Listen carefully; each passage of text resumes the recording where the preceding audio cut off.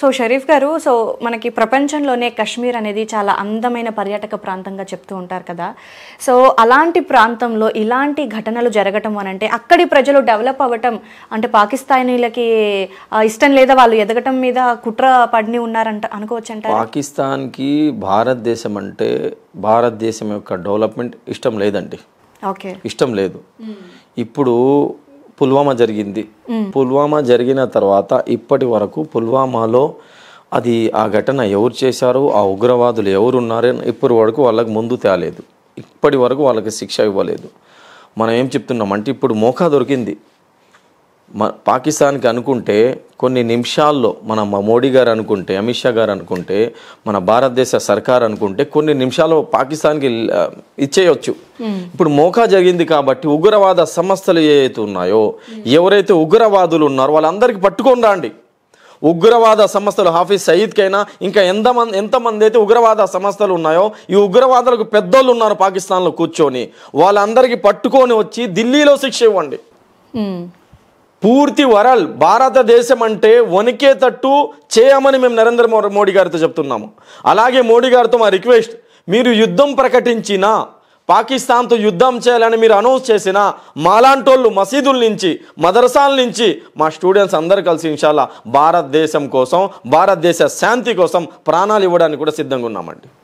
ఎందుకంటే గతంలో భారతదేశంలో బ్రిటిష్ వాడు వచ్చి ఇక్కడ ఉండే ఈ భారతదేశానికి కబ్జా చేయడానికి ఏదైతే కోషిష్ చేశాడో, ఆ బ్రిటిష్ వాళ్ళతో ఫైటింగ్ చేయడం కోసం మొట్టమొదటిగా నినాదం ఇచ్చిన వ్యక్తి ఎవరైతే ఉన్నారంటే మౌలానా షా అబ్దుల్ అజీజ్ ముహద్దీస్ దెహ్లవీ, ఒక మౌలానా అండి.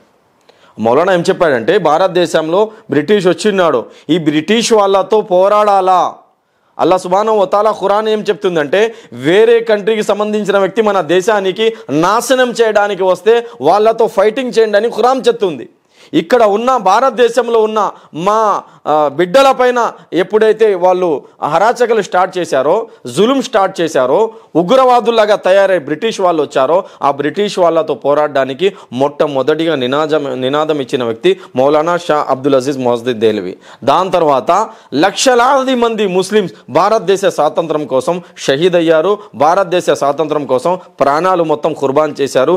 ఈరోజు కూడా భారతదేశ శాంతి కోసం, పాకిస్తాన్తో యుద్ధం చేయడం కోసం కూడా మేమందరం రెడీగా ఉన్నామండి. సో షరీఫ్ గారు, బెంగళూరు కానీ లేదంటే హైదరాబాద్ పాత బస్తీ కానీ, కేరళ, వెస్ట్ బెంగాల్ ఇలాంటి కొన్ని చోట్లలో సో ముస్లిమ్స్ పాకిస్తాన్ జాతీయ జెండాని ఎగరవేయటం లేదంటే పట్టుకోవటం ఇలాంటి ఘటనలు చూస్తుంటాము. అవసరం లేదండి, మాకు పాకిస్తాన్ జెండా అవసరం లేదు, పాకిస్తాన్ నినాదం అవసరం లేదు.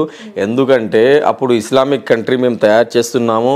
భారతదేశంలో ఉన్న ముస్లిమ్స్ మీరు అందరు రండి, పాకిస్తాన్కు రండి, మేము కలిసి ఉందామంటే ఆ రోజు మేము మా పెద్దలు ఎవరైతే ఉన్నారో, మాకు భారతదేశమే ముఖ్యము, ఈ మట్టిలోనే మేము పుట్టాము, ఈ మట్టిలోనే మేము కలిసిపోతాము, ఈ మట్టి కోసం మేము రక్తం కూడా మా పెద్దవాళ్ళు మొత్తం ఇక్కడ షహీద్ అయ్యారు, ఈ మట్టిలోనే మేము మా పెద్దవాళ్ళు కలిసిపోయారు, మేము కూడా ఈ మట్టిలోనే కలిసిపోతామని ఆ రోజు సారే జహాన్ సే అచ్చా హిందూ సితా హమారా అని నినాదం ఇచ్చింది అల్లామా ఇక్బాల్, ఒక మౌలానా అండి.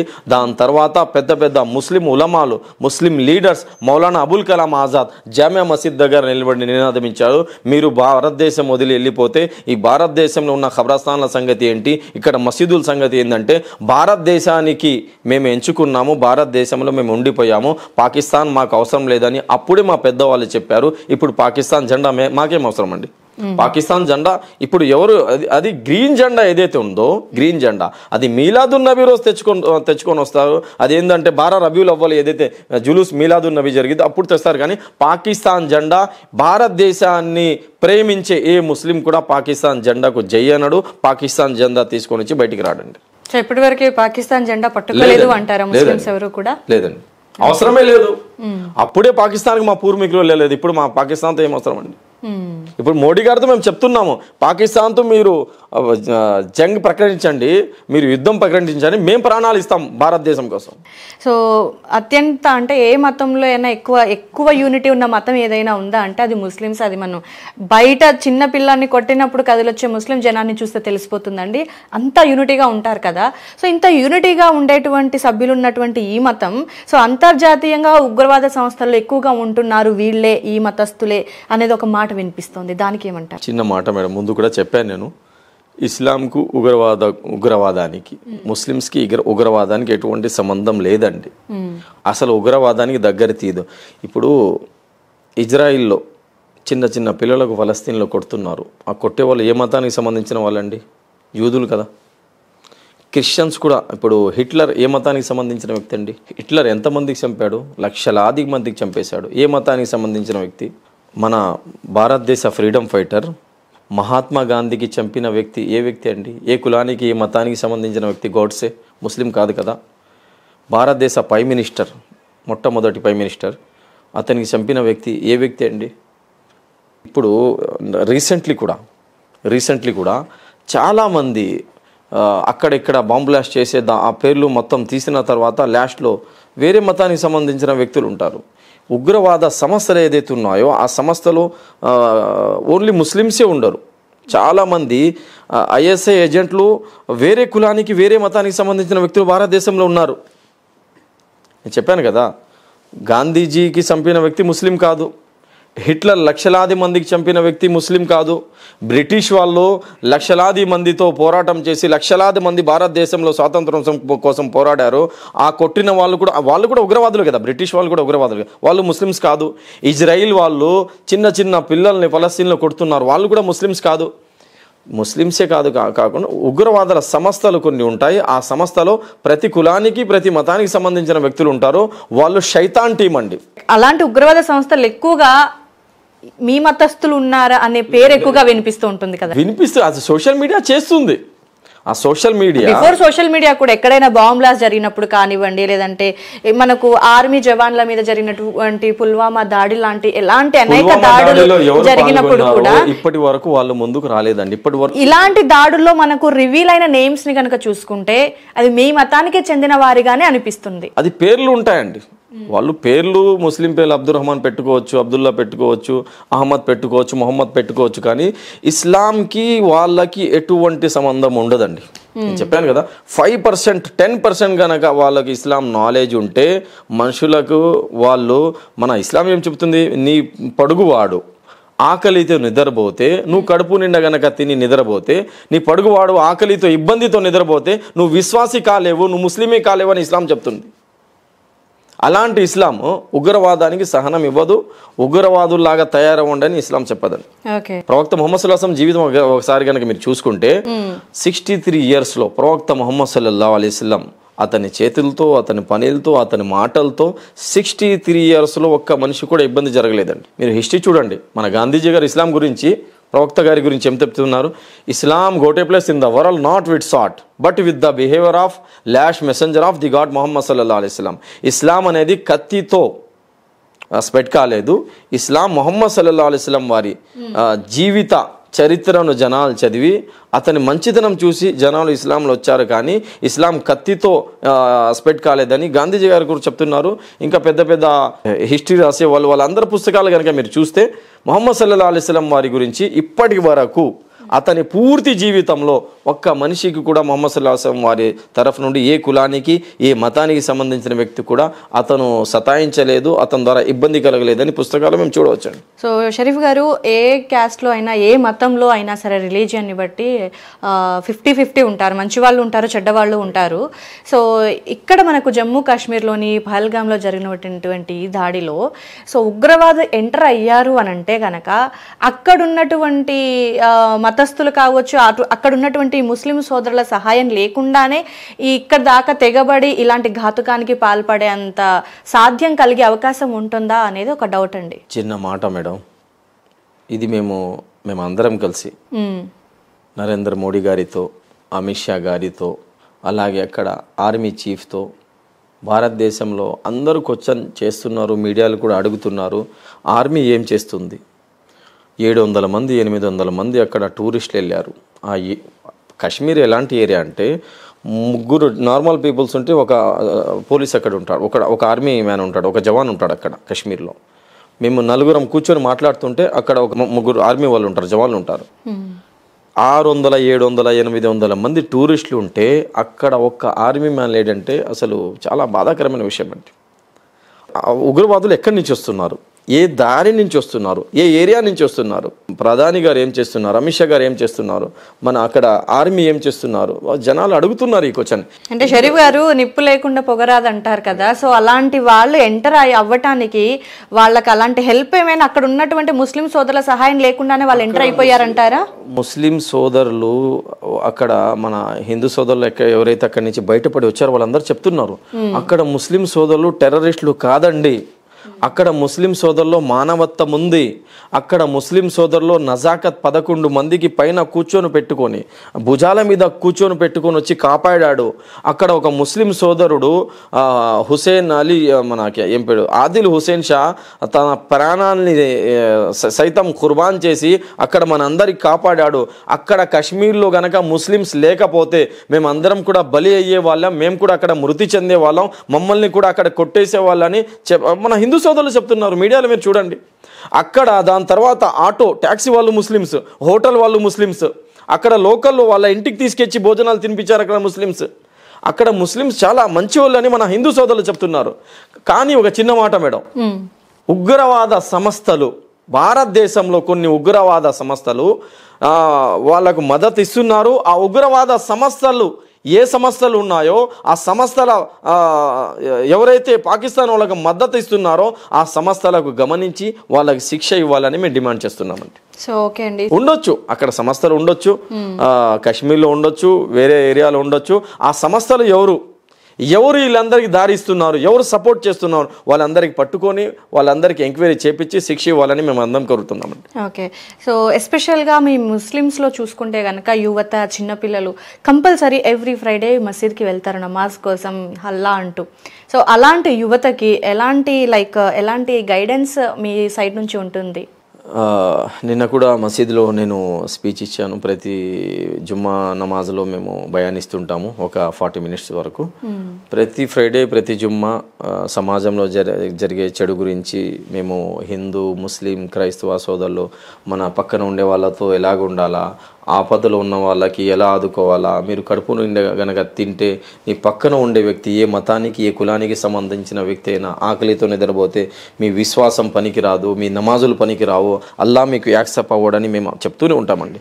మా సమాజానికి మేము రిక్వెస్ట్ ఏంటంటే హిందూ సోదరులతో కూడా, ముస్లిం సోదరులతో కూడా, క్రైస్తవ సోదరులతో కూడా భారతదేశంలో ఉన్న ప్రతి కులానికి మతానికి సంబంధించిన వ్యక్తులతో మా రిక్వెస్ట్ ఏమిటంటే భారతదేశానికి మన పెద్దలు, మన పూర్వీకులు బ్రిటిష్ వాళ్ళతో పోరాడి ఎంతోమంది లక్షల మంది ప్రాణాలు తెగించి భారతదేశానికి స్వాతంత్రం తెచ్చారు. ఈ భారతదేశానికి మేము కాపాడుకోవాలంటే హిందువులు, ముస్లింలు, క్రైస్తవులు, సిక్కులు అందరూ కలిసి యూనిటీగా ఉండాలా, అందరితో ప్రేమించాలా. మా మతాన్ని మేము ఖురాన్కు మేము ఫాలో చేసుకుంటూ ప్రవక్త గారి చెప్పిన విధానం మేము నడుచుకుంటూ నమాజులు చదువుకుంటూ వేరే మతస్థులు ఎవరైతే ఉన్నారో వాళ్ళందరితో ప్రేమగా ఉండండి, వాళ్ళందరితో కలిసిమెలిసి ఉండండి. ఎందుకంటే ఇప్పుడు భారతదేశానికి స్వాతంత్రము ఒక్క హిందూ సోదరుల తరపు నుండి రాలేదు, ఓన్లీ ముస్లింల తరపు నుండి రాలేదు, ఓన్లీ క్రైస్తవుల తరపు నుండి రాలేదు, ఓన్లీ సిక్కుల వల్ల రాలేదు. అష్ఫాకుల్లా ఖాన్ ఒక ముస్లిం, రామ్ ప్రసాద్ బిస్మిల్ ఒక హిందూ, అష్ఫాకుల్లా ఖాన్, రామ్ ప్రసాద్ బిస్మిల్, ఇంకా చాలామంది సిక్ సోదరులు, క్రైస్తవ సోదరులు, దళిత సోదరులు, అంబేద్కర్ గారు, గాంధీజీ గారు, పెద్దవాళ్ళు అందరు కలిసి పోరాడితే భారతదేశానికి స్వాతంత్రం వచ్చింది. మన భారతదేశం డెవలప్ కావాలంటే హిందూ, ముస్లిం, క్రైస్తవ, క్రిస్టియన్స్, సిక్కులు అందరు కలిసి ప్రేమగా ఉంటే ఎలాగైతే ఒక ఇంటికి 4 పిల్లర్లు ఉంటాయో ఒక పిల్లర్ కనుక పడిపోతే ఇల్లు వీక్ అయిపోతుంది, కూలిపోతుంది. అలాగే హిందూ, ముస్లిం, క్రిస్టియన్, సిక్ ఎన్ని మతాలు అయితే ఉన్నాయో అన్ని మతాల వాళ్ళతో కనుక ప్రేమతో యూనిటీగా ఉంటే మన భారతదేశం మంచిగా ఉంటుంది, డెవలప్ అవుతుంది.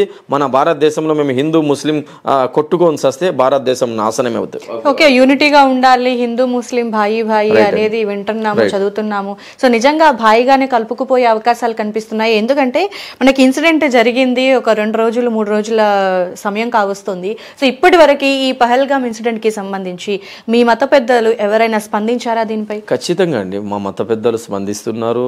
నేను ఎక్కడా చూడలేదు స్పందించినట్టుగా. మత గురువులు, పెద్దవాళ్ళు వాళ్ళందరూ ఖండించారు, రోడ్ పైకి వచ్చారు. తర్వాత వెంటనే వేరే రోజే మేము మసీద్ బయటకు వచ్చి క్యాండిల్ మార్క్ తీసాము, ఖండించాము, మీడియాలు కూడా మాట్లాడాము. నిన్న మొత్తం జుమ్మా బయాన్ మొత్తం ఆ ఉగ్రవాద సంస్థల గురించి, ఉగ్రవాదుల గురించి, అసలు ఉగ్రవాదుల్లాగా వీళ్ళు ఎందుకు తయారవుతున్నారు అని నిన్న మొత్తం జుమ్మా స్పీచ్ కూడా అదే ఇచ్చాము నమాజుల తర్వాత. ఆ రోజు నుంచి ఇప్పటి వరకు ప్రతి నమాజులో అక్కడ చనిపోయిన వ్యక్తుల కోసం మేము అందరం ప్రార్థనలు చేస్తున్నాము. మన దారుల్ దేవబంద్కు సంబంధించిన మౌలానా అర్షద్ మదనీ గారు, మౌలానా మహమ్మద్ మదనీ గారు, మత పెద్దలు, ఉలమాలు అందరు కూడా దీని గురించి మాట్లాడారు. అలాగే మేము డిమాండ్ కూడా చేస్తున్నాము, ఎవరైతే అక్కడ ఉగ్రవాదులు వచ్చారో వాళ్ళందరికీ పట్టుకొని శిక్ష ఇవ్వండి, వాళ్ళందరికీ నడి రోడ్డు పైన వాళ్లకు ఇది ఖతం చేయాలని మేమందరం డిమాండ్ కూడా చేసాము. ఆ రోజు నుంచి ఇప్పటి వరకు దువా కూడా చేస్తున్నామండి. ఓకే, సో ఇంకా అలాగే ఎవరైతే అక్కడ మృతి చెందారో వాళ్ళందరికీ, ఫ్యామిలీస్కి అందరికీ ఆదుకోవాలా, వాళ్ళందరికీ గవర్నమెంట్ సపోర్ట్ చేయాలని మేము గవర్నమెంట్ కూడా డిమాండ్ చేస్తున్నాం. అంటే జుమ్మాలో మీరు జరిగినటువంటి ఇన్సిడెంట్కి సంబంధించి ఇలా ఉండకూడదు అనే ఉపదేశాన్ని అందిస్తారా నెక్స్ట్ రాబోయే జనరేషన్స్ పిల్లలకి? ఎలా చెప్తారు? ఖచ్చితంగా అండి. మేము నిన్న జుమ్మా బయాన్లో కూడా చెప్పాము, ప్రతి ఫ్రైడే మేము చెప్తుంటాము, అందరితో కలిసిమెలిసి ఉండండి. ఇస్లాం ఏం నేర్పిస్తుంది? అందరితో కలిసిమెలిసి ఉండాలా. మన అందరికి, ఏ కులానికి సంబంధించిన అయినా, ఏ మతానికి సంబంధించిన వ్యక్తులైనా, మన అందరి అమ్మా నాన్న ఆదం హవ్వ భారతదేశ మిట్టితో, హిందూకి అయినా, క్రిస్టియన్కి అయినా, సిక్, ఇక్కడ ఎవరైతే పుట్టారో అందరికీ ఒకే మట్టితో దేవుడు సృష్టించాడు. మన అందరి రక్తం ఒక్కటే, మన అందరం పీల్చే గాలి ఒక్కటే, మనం నివసించే భూమి ఒక్కటే, అందరికి మేము అదే. సో మీరు జుమ్మాలో చెప్పేటువంటిది నెక్స్ట్ జనరేషన్స్ కానీ పిల్లలు కానీ వింటారా, పాటిస్తారా? ఖచ్చితంగా వింటున్నారు, పాటిస్తున్నారు. మేము దానిపైన ప్రాక్టికల్గా అమలు కూడా చేస్తున్నాము. ఇప్పుడు కరోనా వచ్చినప్పటి నుంచి కరోనాలో ఎంతోమంది అంత్యక్రియలు మేము చేశాము. సమాజానికి కూడా మేము అదే మెసేజ్ ఇచ్చాము, అరే ఏ కులానికి, ఏ మతానికి సంబంధించిన వ్యక్తి అయినా వాళ్ళకి హెల్ప్ చేయాలా, మంచిగా ఉండాలని నా చేతులతో, అలాగే మా టీం చేతులతో ఎంతోమంది నాన్ ముస్లిమ్స్ హిందూ సోదరుల అంత్యక్రియలు ఈ చేతులతో మేము చేసామండి. ఎంతోమందికి రక్తదానం చేశాము, ప్లాస్మా డొనేషన్ చేశాము. మీరు పేపర్ కట్స్ చూడవచ్చు, యూట్యూబ్లో చూడవచ్చు. మన సంస్థ తరఫు నుండి కొన్ని వేలాది మందికి రక్తదానం చేసి ఉన్నాము. కులం చూడలేదు, మతం చూడలేదు. నైట్ 1 గంట కాల్స్ వస్తాయి, అరే ఏ మతానికి, ఏ కులానికి సంబంధించిన వ్యక్తి అయినా ఫోన్ వచ్చింది రక్తం కావాలని, వెంటనే మేము వెళ్ళిపోతాము.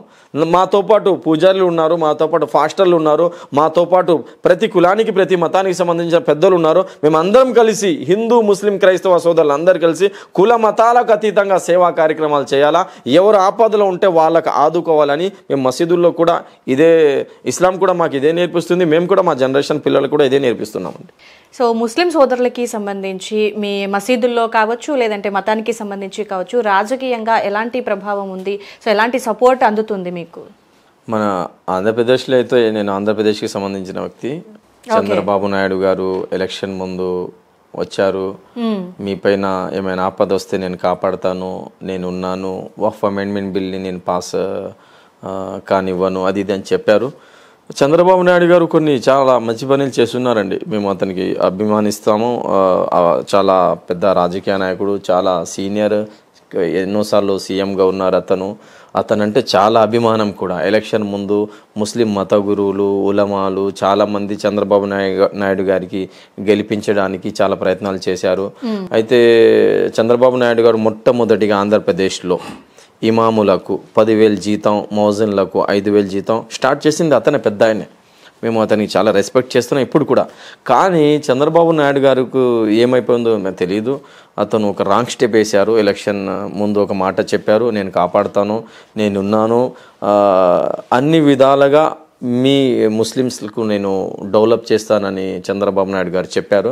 కానీ వక్ఫ్ అమెండ్మెంట్ బిల్ ఏదైతే మా భూములు ఉన్నాయో, మసీదుకు సంబంధించిన భూములు, మదరసాలకు సంబంధించిన భూములు, దర్గాలకు సంబంధించిన భూములు, వక్ఫ్ అంటే నాకు ఒక భూమి ఉందండి, నాకు చాలా భూములు ఉన్నాయి, ఆస్తి ఉంది, నేను చనిపోతే ఏం తీసుకొని అయితే నేను వెళ్ళాను కదా, ఇది మా ముస్లిమ్స్కి నేను ఇచ్చేస్తున్నా, మసీదులకు ఇచ్చేస్తున్నా, మదరసాలకు ఇచ్చేస్తున్నా, ఖబరస్థాన్లకు ఇచ్చేస్తున్నా, దర్గాకు ఇచ్చేస్తున్నా, ఈ భూమి ద్వారా మీరు మసీద్ కట్టుకోండి, ఇక్కడ ఒక స్కూల్ కట్టండి, ఇక్కడ ఒక మదరసా కట్టండి, ఇక్కడ ఒక మంచి పనులు చేయండి, ఇక్కడ ఒక హాస్పిటల్ కట్టండి, ఈ భూమిలో ఏదైతే మంచి కార్యక్రమాలు అవుతాయో ఆ పుణ్యం నాకు వస్తుందని, నా ఆస్తిని నేను అల్లా మార్గంలో ఇచ్చేయడానికి దీన్ని వక్ఫ్ అంటారండి. ఇది మన పూర్వీకులు, మన పెద్దలు 9,40,000 ఎకరాలు భూమిలో భారతదేశంలో ముస్లిమ్స్కు, ఇస్లాం కోసం, ముస్లిం సోదరుల కోసం వక్ఫ్ చేసిన ఈ భూములు ఏదైతే ఉన్నాయో ఈ భూముల పైన ఏదైతే యాక్ట్ తెచ్చారో ఈ యాక్ట్ని చంద్రబాబు నాయుడు గారు మొట్టమొదటిగా వక్ఫ్ అమెండ్మెంట్ బిల్కి సపోర్ట్ చేశారు. దీంతో కొద్దిగా మాకు ఇబ్బంది కలిగింది, బాధ కలిగింది. చాలామంది ముస్లిం సోదరులు, ముస్లిం మత గురువులు ఎవరైతే ఎలక్షన్ ముందు చంద్రబాబు నాయుడు గారికి సపోర్ట్ చేశారో వాళ్ళందరూ చాలా బాధలో ఉన్నారండి. అయితే ఈ వక్ఫ్ రావటం వల్ల అంటే ముస్లిమ్స్లో ఉన్నటువంటి పేదరికంతో ఉన్నటువంటి మహిళలు కావచ్చు, లేదంటే మిగతా వాళ్ళు కావచ్చు, యూజ్ అవుతుంది అని అంటున్నారు. సో ఎంతవరకు యూజ్ అవుతుంది అనేది మీ పాయింట్లో? ఎంతవరకు యూజ్ అవుతుంది అంటే మేడం, ఇప్పుడు చిన్న మాట, మెయిన్ దీంట్లో అబ్జెక్షన్ ఏంటంటే వక్ఫ్ అమెండ్మెంట్ బిల్లో ఈ వక్ఫ్ ఆస్తుల ఏదైతే ఈ కమిటీ ఉంటుందో దీంట్లో ఇద్దరికి హిందూ సోదరులకు వేస్తామని చెప్తున్నారు. హిందూ సోదరుల సంస్థలు ఉన్నాయి, ఒక గుడికి సంబంధించిన సంస్థ అనుకోండి, లేకపోతే తిరుపతికి సంబంధించిన సంస్థ అనుకోండి, దాంట్లో ముస్లింలకు ఎంటర్ చేయడం కరెక్టా? మీరు చెప్పండి. చేయరు కదా. ఇప్పుడు క్రైస్తవులు ఉన్నారో వాళ్ళకు చర్చిల కమిటీలు ఉంటాయి, దాంట్లో ముస్లింలకు ఎంట్రీ ఇవ్వరు. ఇక నేను చాలా గుడిలకు వెళ్తుంటాను, నేను మన ఊరి దగ్గర భైరవకనేకి వెళ్తుంటా, ఏమైనా గుడిలో ప్రోగ్రాం ఉంటే ప్రోగ్రాంకి వెళ్తా, అక్కడ ఏమైనా అన్నదాన కార్యక్రమాలు ఉంటే అక్కడ కూడా నేను పాల్గొంటా. అలాగే భిక్షా ప్రోగ్రాం జరుగుతుంటుంది కదా సంవత్సరానికి ఒకసారి, మన ఇది ఏమంటే అయ్యప్ప మాల, వాళ్ళ దగ్గర కూడా మేము వెళ్తాము, అక్కడ కూడా అన్నదాన కార్యక్రమాలు చేస్తాము. ఎందుకంటే ఇంటిగ్రిటీ, జాతీయ సమైక్యత, హిందూ ముస్లింల మధ్య తింటారైతే మీరు మేము అక్కడ ప్రోగ్రాంకి వెళ్తాము. మన ఎంతోమంది మన హిందూ సోదరులు ఎవరైతే ఉన్నారో వాళ్ళ ఇంటికి వెళ్ళి నేను దావత్ తింటాను, వాళ్ళు మా ఇంటికి వెళ్తుంటారు, ఇఫ్తార్ దావత్లో వాళ్ళు పాల్గొంటారు, అంతా కలిసిమెలిసి ఉంటామండి. దాంట్లో మాకు అభ్యంతరం ఏం లేదు. మేమందరం ఇప్పటి వరకు మన హ్యూమన్ వెల్ఫేర్ కౌన్సిల్లో ప్రెసిడెంట్ ఒక ముస్లిం అయితే, సెక్రటరీ ఒక హిందూ, జనరల్ సెక్రటరీ వచ్చి ఒక క్రిస్టియన్, ఇలాగ కుల మతాలకు అతీతంగా మేము పనిచేస్తున్నామండి. నేను చెప్పేది ఏంటంటే, ఎలాగైతే ఒక మందిరంలో, ఒక గుడిలో ముస్లింలకు ఆ కమిటీలో యాక్సెప్ట్ చేయరో తీసుకోకూడదు కూడా. ఎందుకంటే వాళ్ళ కార్యక్రమాలు, వాళ్ళ కండిషన్స్, వాళ్ళ రూల్స్, ఆ మతం ఏం చెప్తుంది వాళ్ళకి మంచిగా తెలుసు, మాకు తెలియదు కదా. తిరుపతి కమిటీలో మాకేంటి అని మేము అడగం కూడా, మాకు అవసరం కూడా లేదు. క్రిస్టియన్స్ ఎవరైతే కమిటీస్ ఉంటాయో దాంట్లో కూడా మాకు అవసరం లేదు. ముస్లిం వక్ఫ్కు సంబంధించిన ఆస్తుల దీంట్లో హిందూ సోదరులకు ఇద్దరికి కమిటీలో వేస్తామంటే ఇది మాకు అబ్జెక్షన్ కరమైన విషయం అంతే, ఇంకేం లేదు. సో షరీఫ్ గారు, పాకిస్తాన్ ప్రేరేపిత ఉగ్రవాదానికి ఎక్కువగా ఇండియా ముస్లిమ్స్ సోదరులు ఆకర్షితులవుతున్నారు. సో ఎందుకు దీన్ని ఆపేటువంటి మార్గం ఏమైనా ఉందా? సో ఎందుకు ఫస్ట్ ఆఫ్ ఆల్ పాకిస్తాన్ ఉగ్రవాదానికి ముస్లిం సోదరులే ఎందుకు అంత అట్రాక్ట్ అవుతారు అంటే ఏం చెప్తారు అసలు? పాకిస్తాన్ ఉగ్రవాద సంస్థలలో భారతదేశానికి సంబంధించిన వ్యక్తి ఎవరైనా, ఒకవేళ అది ఏ కులానికి సంబంధించిన వ్యక్తి అయినా, ముస్లిమ్స్ అయినా, వాడికి అక్కడ పోయే ముందే వాడు గనక కనపడితే వాడికి ముందు ఖతం చేయండి అని మేము చెప్తున్నామండి.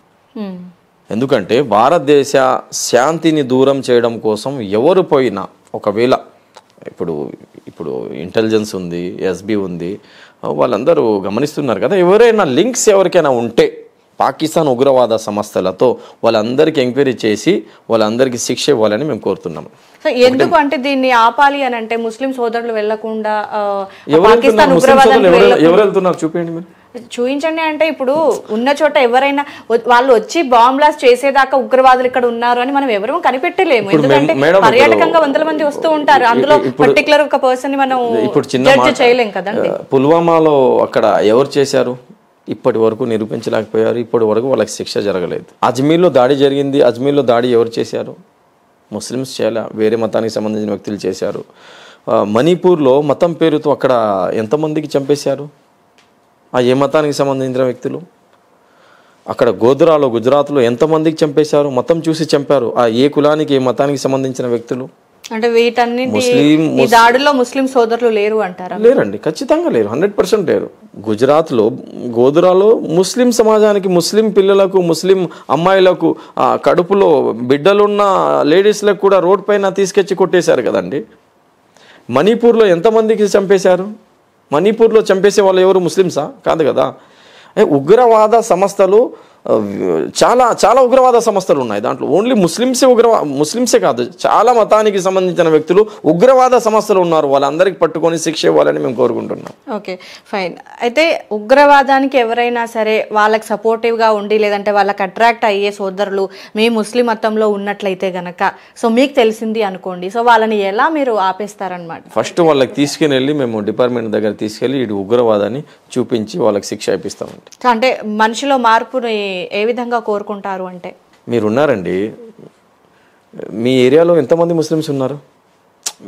మీ ఇంటి దగ్గర చుట్టుపక్కల చాలా మంది ముస్లిమ్స్ ఉన్నారు కదా. ఎవరైనా మిమ్మల్ని ఎప్పుడైనా తిట్టాడా, ఎవరైనా కొట్టాడా? అరే మీరు హిందూ కదా, మీరు బొట్టు పెట్టుకుంటున్నారు, మీరు గుడికి వెళ్తున్నారు, ఎవరైనా ఎప్పుడైనా మీకు ఏమైనా అన్నారా? లేదు కదా. ఏ వ్యక్తి కూడా ఇక్కడ ఏ కులానికి మతానికి సంబంధించిన వ్యక్తితో లకుం దీనుకు వలియది, నా దీనిపైన నేను నడుస్తాను, నా నమాజ్ నేను చదువుకుంటాను, మీ పూజతో నాకు అభ్యంతరం లేదు. అలాగ భారతదేశానికి సంబంధించిన వ్యక్తులు ఉగ్రవాదం అనేది లేదండి, వేస్ట్ మాటలు. సో మీ ముస్లిమ్స్లో ఎక్కువగా వినిపించేది షరీఫ్ గారు జిహాద్ అనేది అంటూ ఉంటారు కదా. సో జిహాద్ అంటే ఏంటి, ఖురాన్లో అసలు ఏముంది, మహమ్మద్ ప్రవక్త ఏం చెప్పారు అంటే ఇతర మతస్థులని ద్వేషించమని లేదంటే ఇతర మతస్థులని చంపమని ఖురాన్లో ఏమైనా ఉందా? ఖురాన్ అలా చెప్తుందంటారా? అసలు చిన్న మాట మేడం, ఇప్పుడు ఇక్కడ బ్రదర్ కూడా హిందూ సమాజానికి సంబంధించిన వ్యక్తి, మీరు కూడా హిందూ, అతను కూడా హిందూ. ఎప్పుడైనా ఏ ముస్లిం అయినా మీకు చంపడానికి వచ్చాడా, మీకు ఇబ్బంది కలిగించాడా?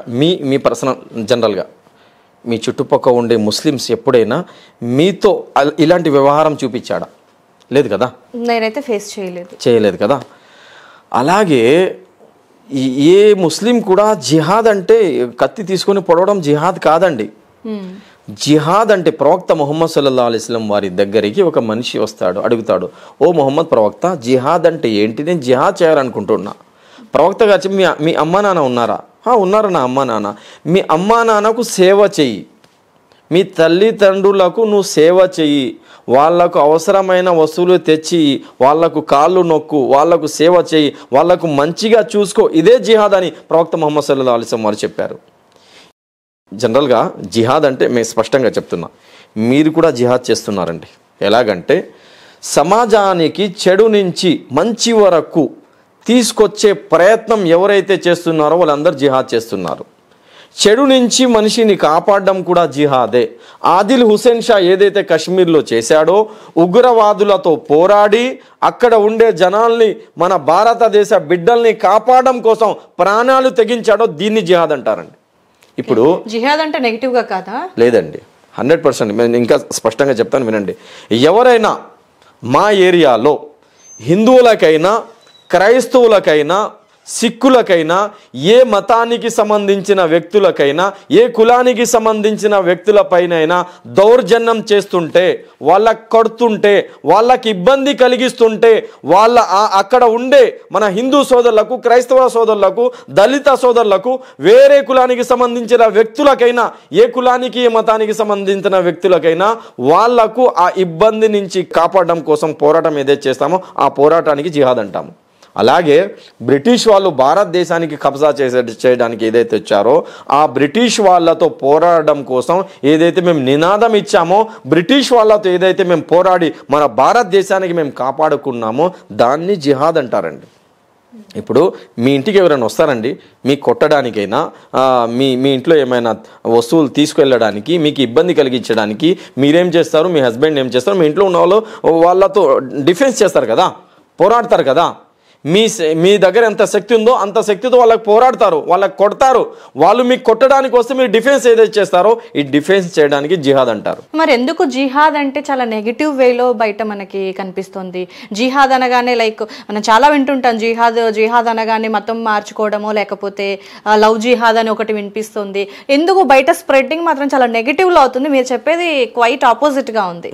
ఎందుకంటే ఇప్పుడు ఇస్లాంకి బస్టు పట్టించడానికి, ముస్లింలకు బస్టు పట్టించడానికి గోధీ మీడియా చేస్తున్న పని అండి ఇది.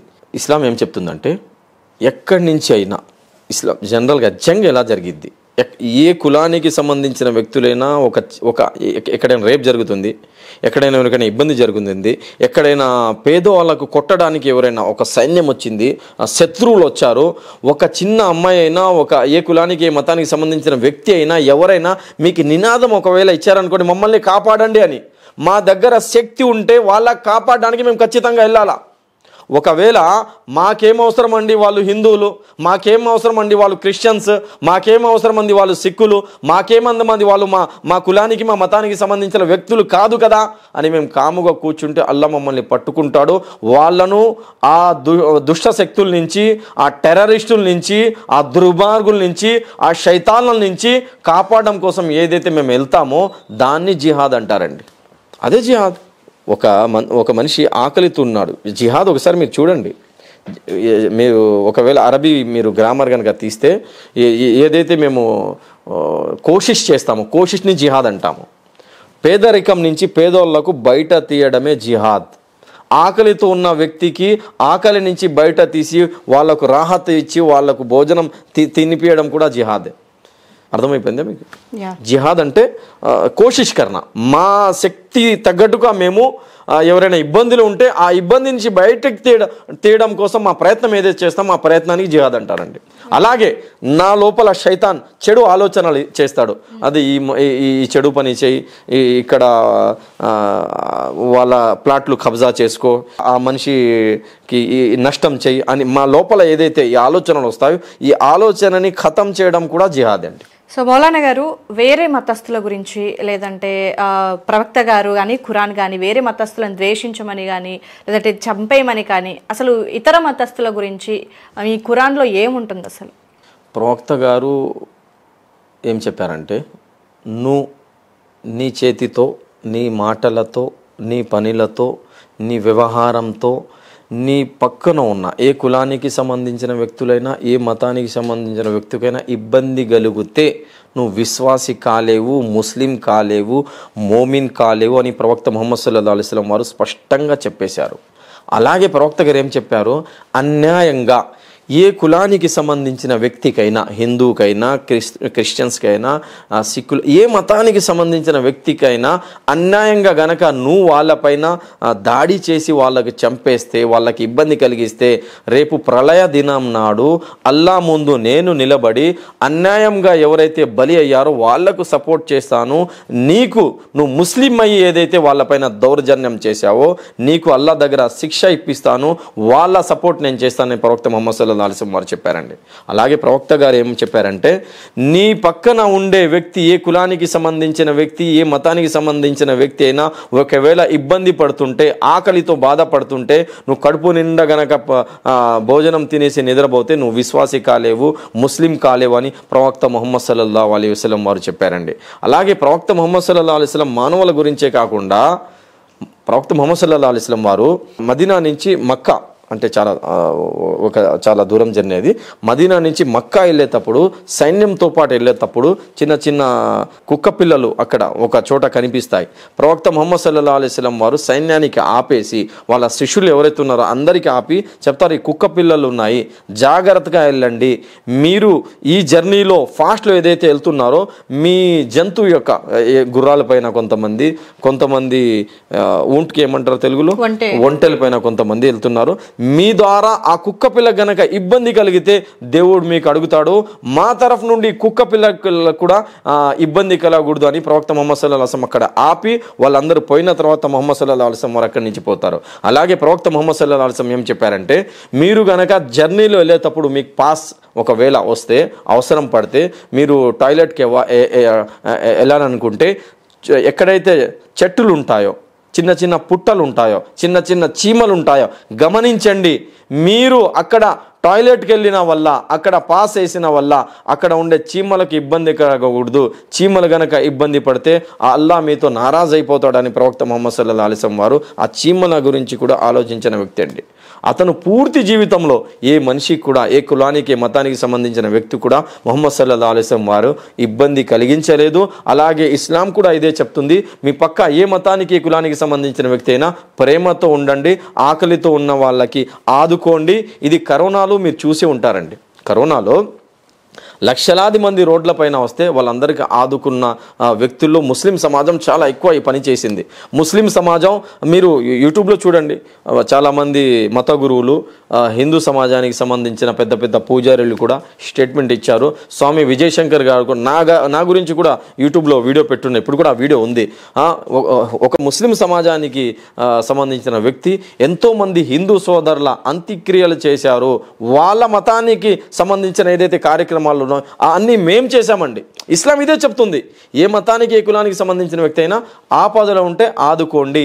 ఇస్లాం ఎవరికి కూడా ఇబ్బంది కలిగించే మాటలు కూడా, ఇబ్బంది కలిగించే పనులు కూడా దీనికి ఇస్లాం పర్మిషన్ ఇవ్వదండి. సో షరీఫ్ గారు, సో పహల్గామ్ ఇన్సిడెంట్కి సంబంధించి సో మీ దగ్గర నుంచి యాజ్ ఏ ఇస్లామిక్ స్కాలర్గా so some points we got it అనమాట.